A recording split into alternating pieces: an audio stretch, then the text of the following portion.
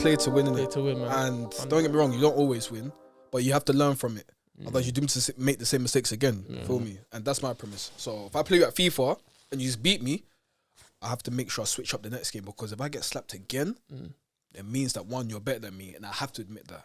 I'm not the type of guy to get wrapped up and then be like, "Oh, you done?" As if I'm the one that won the fight. I got wrapped, so I need to get me. I need to go and learn jujitsu or get me Krav Maga or something.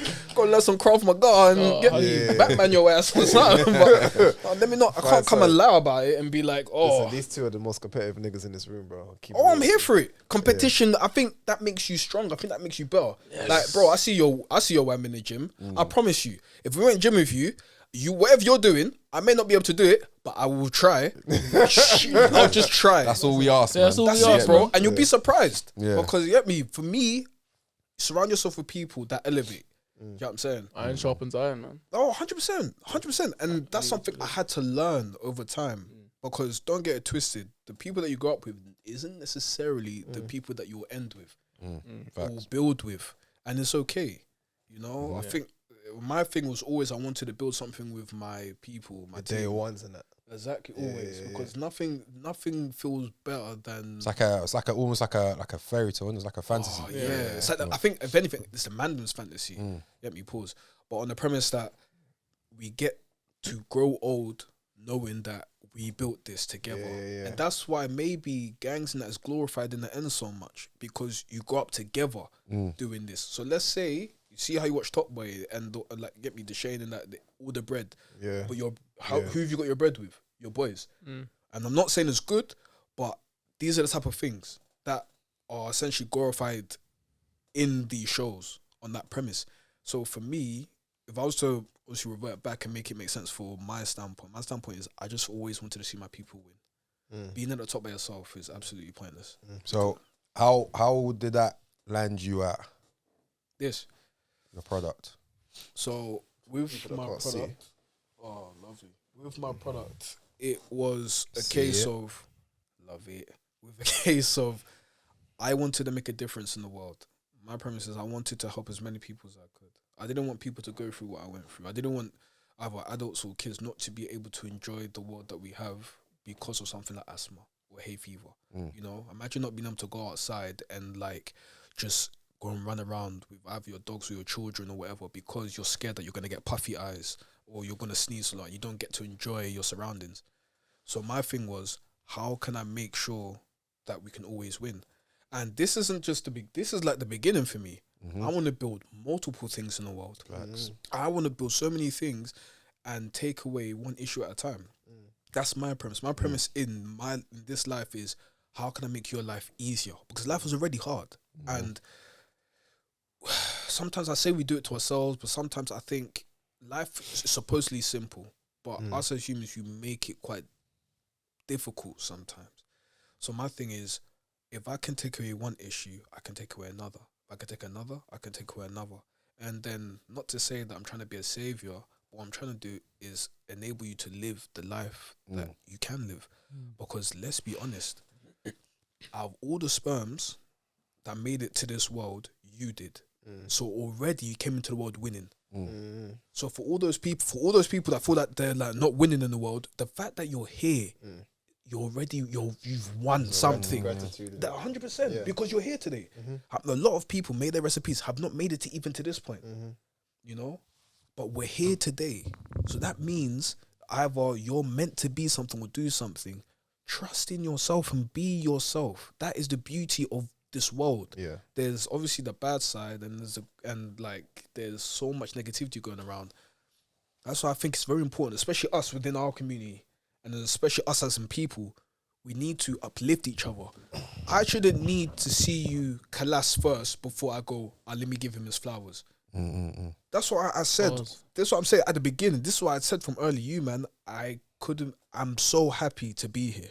I respect you guys' time so much because one, not only have you had me here, but on the premise that what you've been doing, the type of conversation you have been having, people need to hear them. Whether they're serious or not, sometimes we just need to hear something to take us away from what's going on. So I'm always gonna big you guys up. And then if you ever need anything that I can support you with, just message, shout me. I'm being dead serious because if we don't win together, we don't win at all.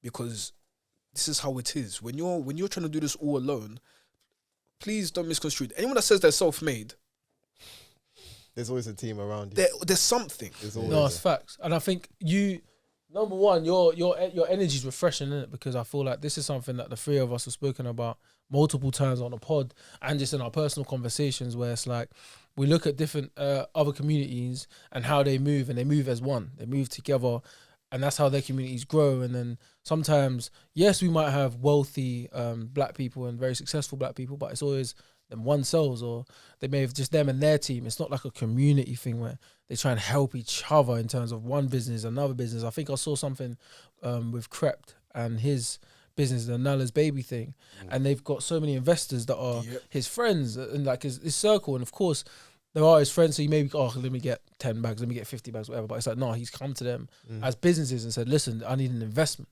This is not like I'm borrowing money from you. This is an investment where you lot are going to also profit from this as well. And I think that was the first time I really saw our community or generation close to ours anyway, that are helping each other. Not just, I'm going to make my money, and if you make yours, good luck. It's like, no, I've made my money and I'm going to help you make yours and help you. But on top of that, based on what you was just literally just talking about in terms of you giving us so much energy and love, it was refreshing to get, but at the same time, it's like, this is exactly what we've been saying. And I think it's kind of like a blessing where it's like, actually, this is something we've been pushing. So to have this type of conversation is great. And back to your self-made comment that you just made, like a few days ago, I had this conversation with myself. I'm sitting there and I was proud of myself. I was like, wow, like just, you don't know, man, don't know what I do, but I'm a personal trainer. So I'm self-employed. So I was proud at the moment of me being in this position, because it's something I wanted to do for so long. But at the same time, I sat and I realized something. I was like, I didn't make myself.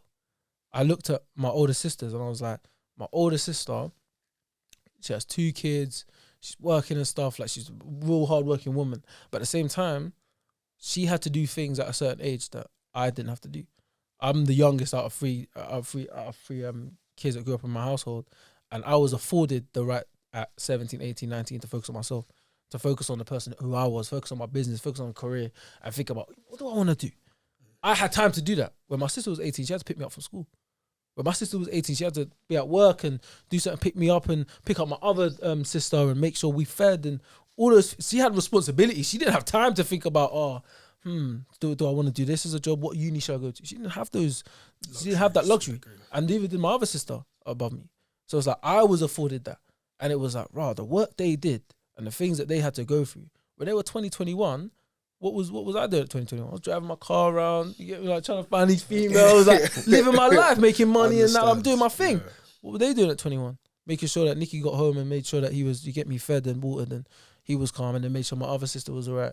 And then also I had to do my homework. And these are the things they had to do. Whereas I was lucky enough to be born and be like, yeah, I got freedom. I was lucky to be able to sit down for 5 minutes and go, you know what? I want to do this as a job. I was lucky enough to sit down for 5 minutes and educate myself and put in time and make errors. I was afforded that luxury. I didn't do this on my own. You was raised by a village. Facts. And that's what it is. Yeah. And that's real spill. And that's the realest of it. You were raised by a village, which enabled you to encompass what it means to be loved by many within that village. And a lot of us, a lot of people, I would say, because I can't say us, because I've come from a good village too. A lot of us don't have a village. Yeah. And a lot of us are trying to make villages. But then the people that you're trying to make villages with, also villageless. So they don't know how to say certain things. Like for me, I can literally call up any of my bros and bro, I love you. And they know, Jerry, I love you too.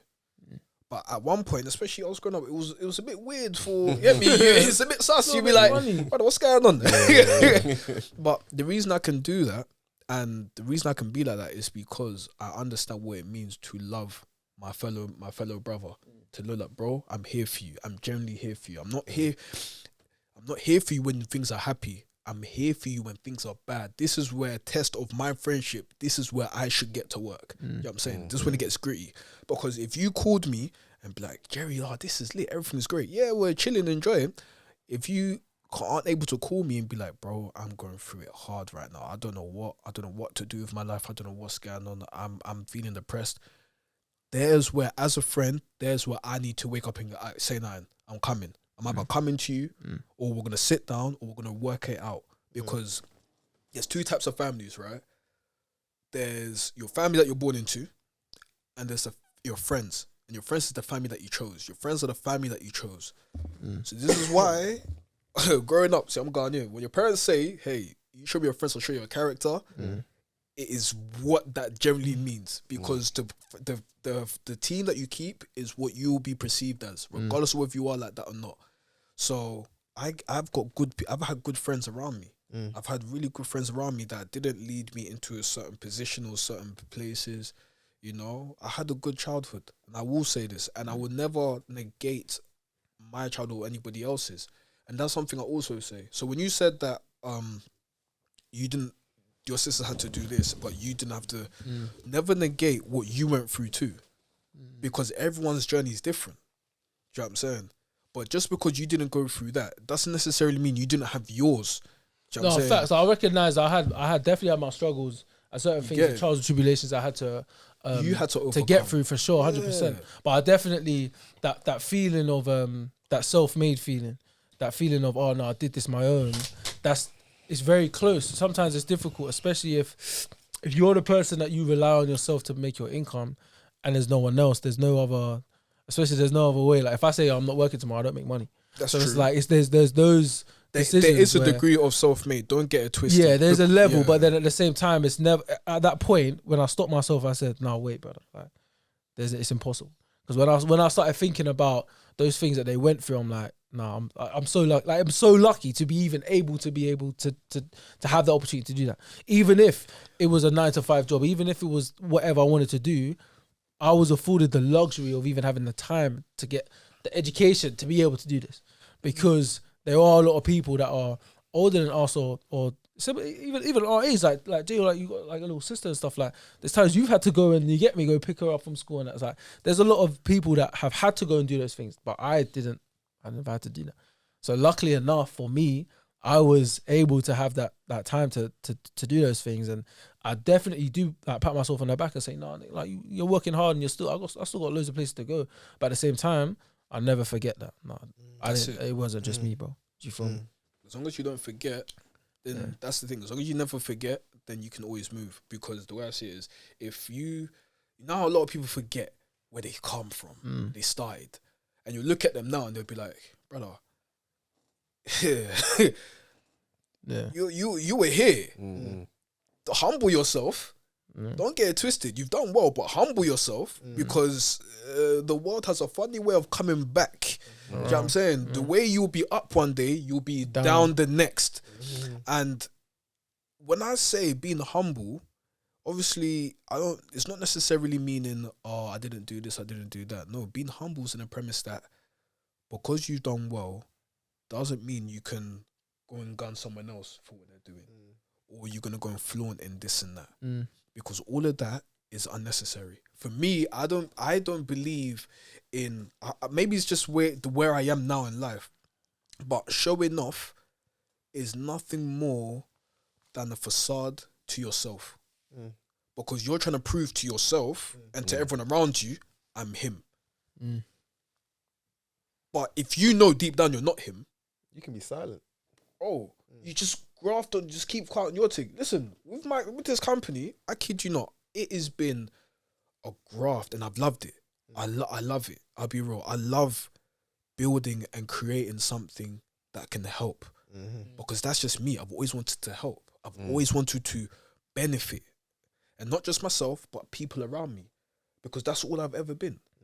Do you know what I'm saying? I don't drink, I don't smoke. I've never been drunk in my life. Everyone can attest to that. All my people can attest to that. Bro, 100%. Hey, don't say around to me. That's what to me.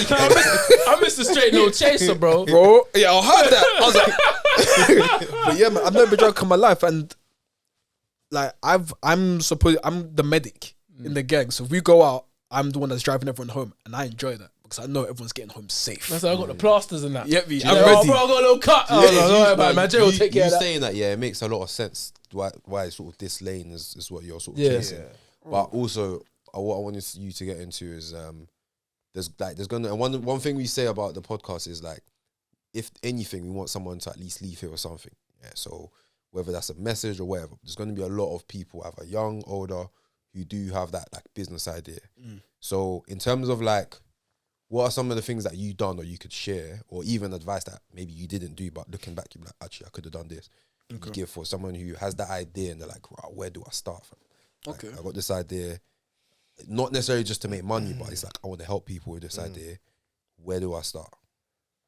My number one tip to start off with, pause. Why not? Yeah, you know what's like? I didn't want to say it. Don't worry, back in here, back in the mind. I also went all in that Nick's gonna say it. That's a lightning for that. My boy, It's important. I was like, let me not interrupt. But that's why I had to throw it in there. Say less. I'll just do it. Like a little Wayne cousin, the Matt. Yeah, man. One thing I'll say to start off with, is your passion. What is the reason you're doing it for? Because if you're doing it purely for money, that will run out. Your energy for it will run out.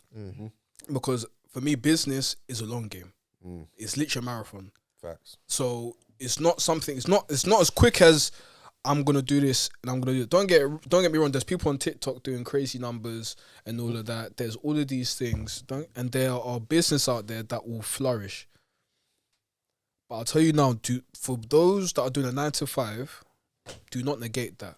There is honor in 9 to 5s too, and if anything, there's a lot of respect for that because people also get rich from 9 to 5s. Whether that be through contracting, whether that be through whatever the case, people are getting rich through 9 to 5s. This is the misconception that many people don't understand. Businesses are 24/7. Yeah, 7 days a week. There's the only time you turn off is when you turn off. It's not as easy as just like, oh yeah, I'm gonna do 9 to 5. I'm going to sleep. I'm going to relax. Yeah. No, don't work like that.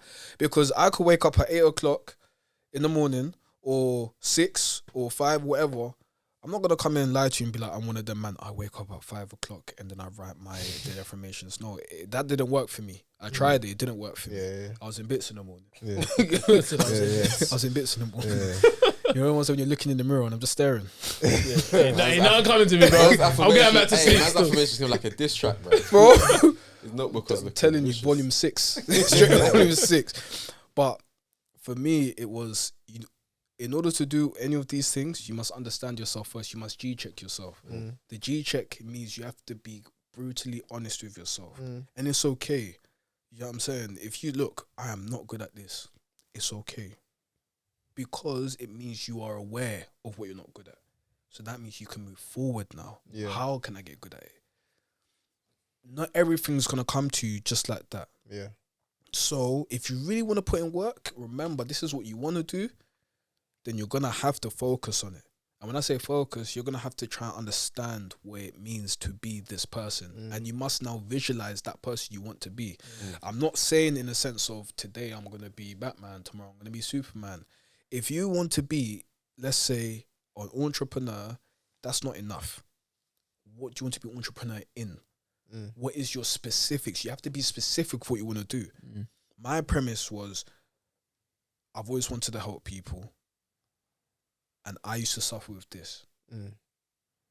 If I can sort this out, that means I can sort out for someone else. If I can do this on multiple occasions, I can help multiple people. My thing is, a lot of people will say this legacy. I want to build a legacy. I'll tell you this now. The whole concept of legacy, to a degree, is flawed.